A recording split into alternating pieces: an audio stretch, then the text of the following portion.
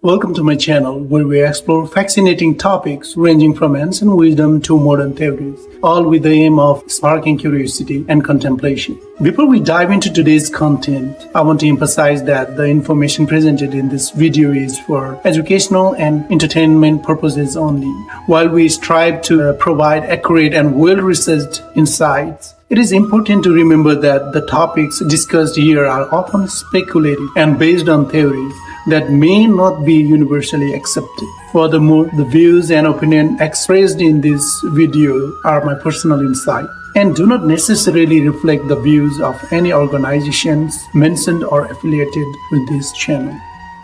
We encourage viewers to conduct their own research and exercise critical thinking when engaging with the content presented here. Additionally, any references to religious or philosophical texts such as the Upanishads, Puranas, or Vedas are intended to explore themes and concepts within these texts and should not be interpreted as definitive interpretations or endorsements of any specific religious belief. Thank you for joining us on this journey of exploration and discovery. Now, let's dive into today's topic with an open mind and spirit of curiosity.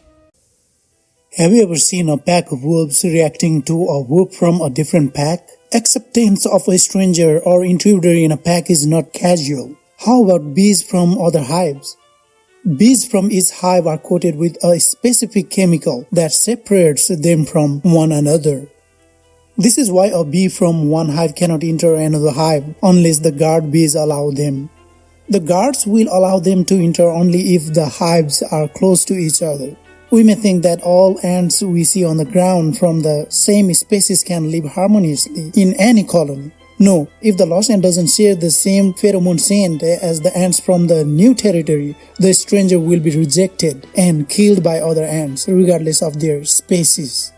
All living organisms tend to form a group of their own kind, except some creatures that live in loneliness.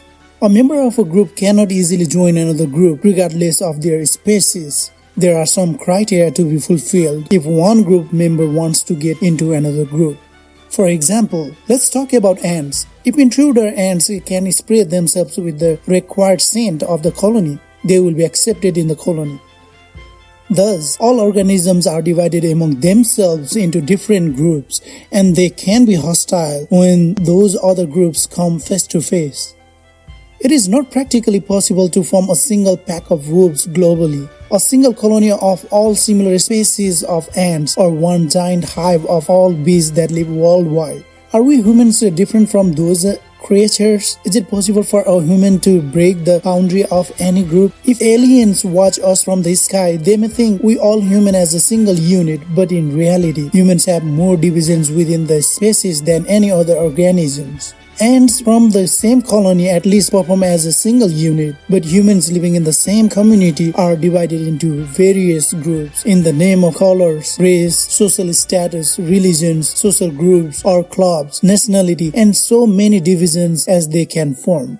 If a person is not a member of a specific social group or religious form, he is less likely to get help in need. Even if some groups come forward for assistance, the group wants him to be a group member. In other words, we need to apply a particular type of sense to get accepted in the colony created by a group of humans. Whether it is in the deep dark Amazon forest or in the chaotic city of New York, groupism utterly exists. A person always looks for a group closest to the group he belonged to. A new Chinese guy in New York must likely look for a Chinese community to live in the city. So does an Indian guy or Hispanic guy or any other person of a different race. A Christian person prefers the Christian community, and so do other religions followers. I noticed a pattern of human nature in selecting his team for hangout when I was in the basic training of the US Army. In training, I met an Indian friend and he told me that he was eyeballing every day to see if there were anybody from the same nationality background in the battalion to have someone share his feelings on training.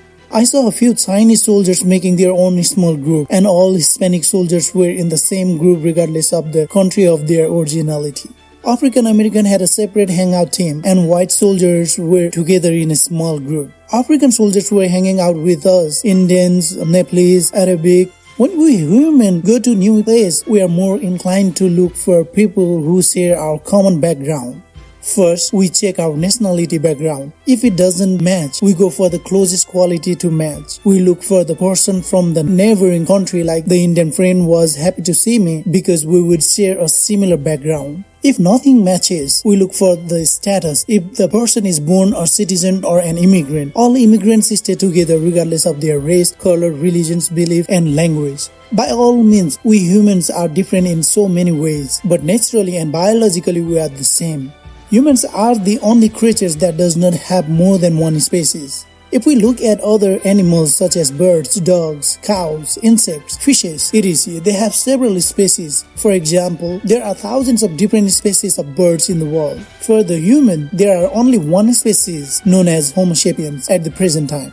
Despite belonging to the same species, we all humans have divided our unity into smaller parts. As a result, a person belongs to same groups or boundaries before realizing that he is free and only belongs to humanity. Why do we have so many groups? Ants, bees, or other species living in the same colony or hive do not have various subdivisions within the group. Only we with higher consciousness have a tendency to use reasoning to divide the race into several fragmentations. We can create or destroy any division and subdivisions of human-created groups. There are more than 4,200 estimated religions globally, and they may come under other main religions. This means within the same religion there are different groups and their values.